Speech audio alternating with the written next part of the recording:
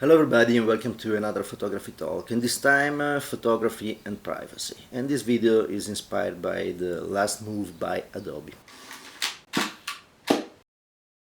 Before we begin, as usual, if you want to support the channel, please put a like, subscribe, share with your friends. If you want to go a step further, check out my books. You can find a link here to my website, and you can find all my books and all the things I produce, and you can buy to support the channel. Yesterday I was just playing around on internet and I found an article by Petapixel. They talk about the new contract, the new modification to the contract for Adobe products, and there's some people pretty pissed off, and that's something because in the new pop-ups that come out, you have to sign this modification, and one of the things is that Adobe says we may access your content through both automated and manual methods, such as for content review. So basically, you give a blank check to Adobe to access all your content. They clarified the content was just the one on the clouds, but they also say that they can access your content on local storage for some other things. So basically, you really have to trust the company to give them the full keys legally to access your house, and in this case, your computer. So I was thinking about privacy and photography. Already years ago, after Adobe went with after CS6, I think, and Adobe went with the subscription method, I decided that I wanted to stop there, because I don't want to have a computer that is not able to work if it's not connected online. So for me, that's the great deal, is the deal breaker. I don't want to use software if I cannot use it on a computer not connected online. And here is the matter of the privacy. When I'm doing photography, I'm managing images that are not just my own images, things that I did for myself, but I also manage images for the clients. And I think I have a duty to protect the privacy of my clients. And it's not important if the images taken are something that it's absolutely normal. I don't know, you take pictures of a kid for the first communion or something like that. That's not the matter what are the pictures, but every single pictures, no matter what, must be kept private. And there are thousands and thousands of reasons for that. And one is just that we have to learn again the meaning of privacy, the essence of privacy, and the fact that privacy must be respected. By the way, the problem is not just with Adobe, but with every software company. Right now, if you want to set up a new computer, no matter if it is with Windows or with Apple, macOS and so on, you must be connected online. Something I really hate. Sometimes I want to download a software for my Apple, and I have to go through Apple Store also if the software is free. And to go to Apple Store, I have to log in into Apple Store, I have to give them an email and something, and I hate this. It was so nice to just go online, download a file, click it and install it without needing to be registered as a specified user and all these kind of things. Or it was fantastic just to have the files on a CD or other support and install the programs that way without the need to be connected online, and most of all without the need to be univocally registered online. But now it became the norm, and we have no way, if we are connected and we sign all these agreements, we have no way to protect the privacy of our clients.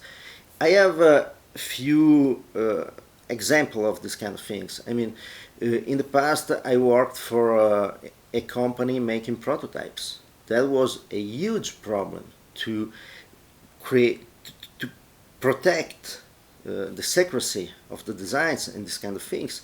It was cars, images of cars, prototype of cars 4 or 5 years before they went to production. So it was a lot of value. It was a lot of risk of some industrial espionage or something like that. So that was a problem. I had other problems, not problems, but I had other challenges doing photography for normal people. I had one day a lady that came in and was, I want some news photographs, but nothing of this must be never get out of here. And I solved the problem with film, and she stayed there. When I printed it, I gave her the negatives and everything, and that was all. And was something that was just she wanted to have a way to remember her beauty when she became old, but she didn't want this to become something that could be used publicly, because she was also a well-known person, so she didn't want it. And by the way, I agree with that. Other things that we can, in Italy for example, we do, photographers, I don't do that much, but photographers do a lot of pictures of Catholic celebration, and you think, yes, that can be something that is absolutely normal, but if something happened and the government changed, imagine if there was a central archive in Germany with all the pictures of Jewish people and Jewish celebration. So that's something that you have to think about it. I was raised up by parents that were born well before Second World War. So my father was 26, my mother was from the 30, and so they lived all the transformation that we had in Europe with all the dictatorships of the last century. And they transmitted to me these things that you cannot always trust a government or a company like Adobe and so on. So the idea is we need the privacy because we need to protect ourselves from the world if something goes wrong. And we cannot do it using this kind of software. And the problem is not just Adobe. The problem is not just using the software. The problem is a cultural problem. We live in a moment where the culture of privacy is absolutely disappeared. And I give you an example. Was probably last month. I took pictures of a beautiful, beautiful villa from the 1600 or something like that. And I took those pictures, and it was not a professional job, so I was there. I asked, can I take the pictures? And the owner said, yes, but I don't want any of these to end online. He had problem with thieves some years before and all this kind of things, so he doesn't want this showed around and increment the risk of robberies and these kind of things. So it was all about keeping the privacy. I said, okay, that's perfect. I can just make the pictures for myself and have fun. And I sent them to him. The idea was, okay, I give you the picture.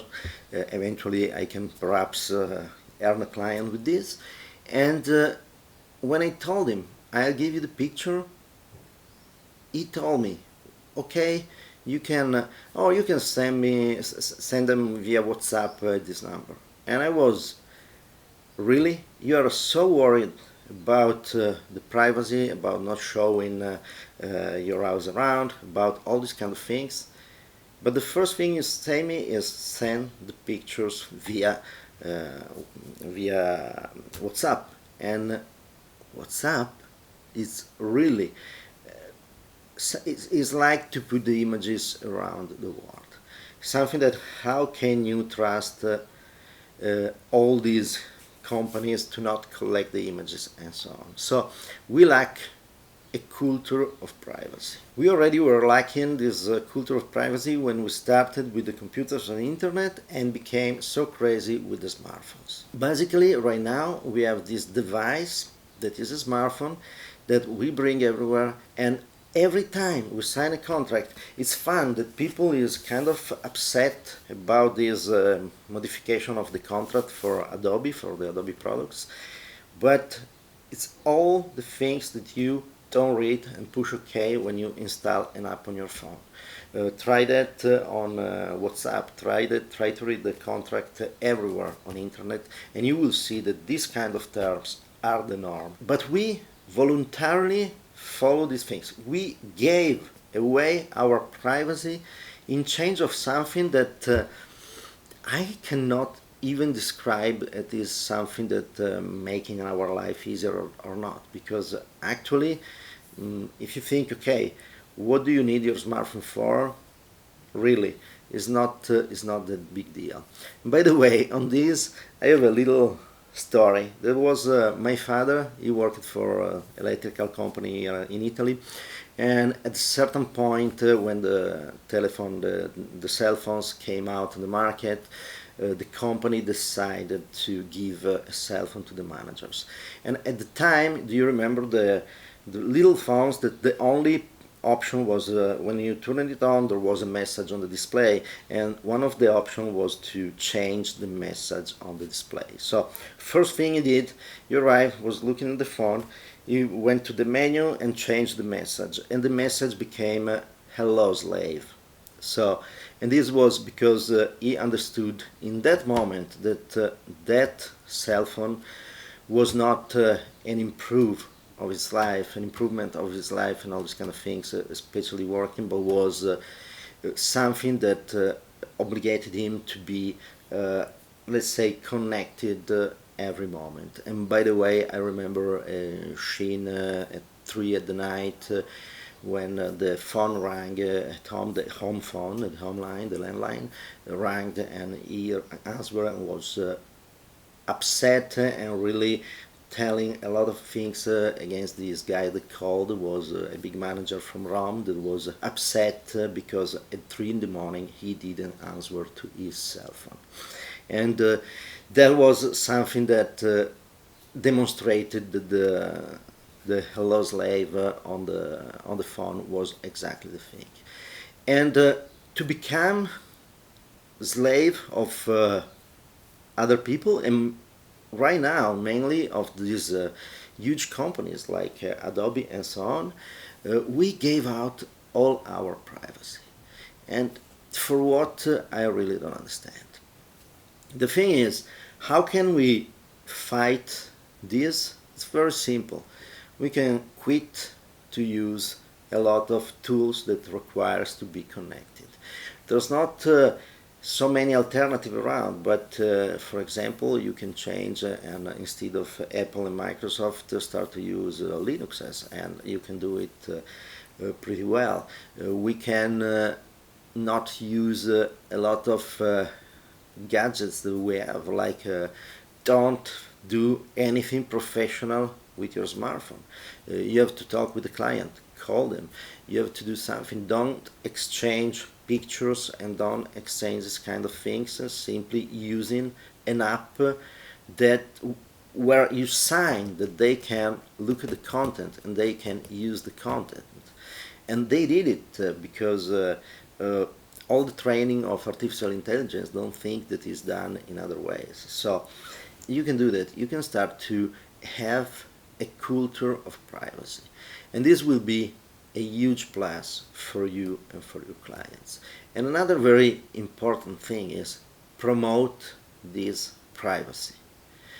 And if you promote the privacy, you can have really a computer that is not connected, so the clients are sure that you create the pictures, you gave them some support with the images, and nothing went online. You can use film. Film is fantastic in this way because you can just use film, develop it in your darkroom at home, and you are good to go. There's no risk of violation of privacy unless a thief comes to your house and take it to your studio and take all the pictures, the film in your archive. So there's a lot that we can do, but most of all we have to start to think that what these companies are doing is not right. We have to start to think that it's important to protect the privacy. What scares me, that I read a lot of comments, when I see this news, one of the things that I like more is to go to read the comments, and a lot of people was, yeah, it's not a big deal. We know that they do it, so it's not a big deal. And I don't care about that if you do things for yourself. If you are an amateur photographer that goes around and just take pictures for himself and it's something personal with no other people involved and these kind of things, who cares? You are absolutely correct when you think I don't care. But if you do something for a client, you must be very careful. Every client that came to my studio had this idea that the privacy was protected. And that is something that we must be careful, because as a client you expect your privacy to be protected. We are not doing it. And this was just another rant about all these crazy things that are going on right now, and I hope next time to have my new studio finished and start again to talk about the real aspect of photography, the creation of photography and all these kind of things. So thank you very much for watching and see you next time. And remember, if you want to support the channel, put a like, subscribe, share with your friends and check out my website. Thank you very much. See you next time.